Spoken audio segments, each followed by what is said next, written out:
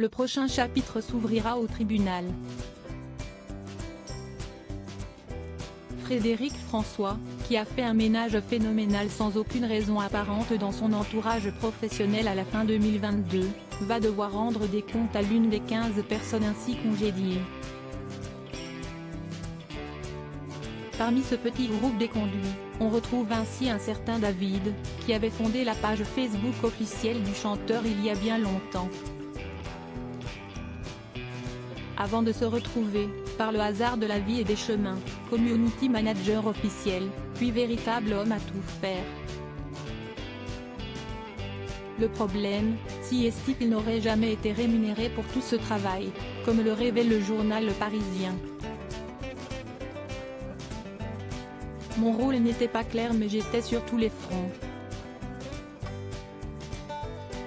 Tout le monde me connaissait. Frédéric François est ainsi assigné au prud'homme de Boulogne-sur-Mer, dans le Pas-de-Calais. Comme l'a dévoilé La Voix du Nord, l'artiste devrait comparaître le 22 mai 2023. Le fameux David demande à ce que son lien salarial avec le chanteur soit reconnu, et demande surtout à ce que le salaire qu'il mérite pour ces 3 dernières années lui soit versé.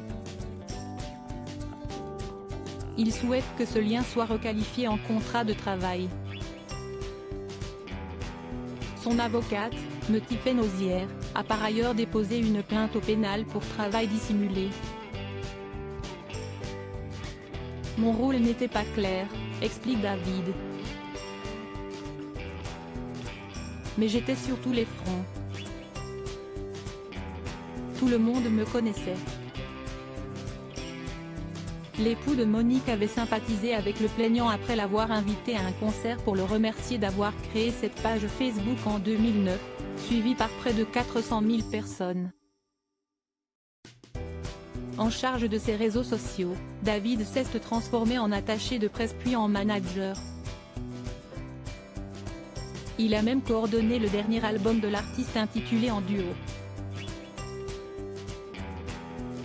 Il serait une quinzaine, comme lui, à avoir épaulé Frédéric François ces dernières années sans que les choses ne soient rendues officielles, pour le plaisir simple de côtoyer leur idole. Il est donc possible que les plaintes commencent à pleuvoir ces prochaines semaines. Frédéric François reste présumé innocent des faits reprochés jusqu'au jugement définitif de cette affaire.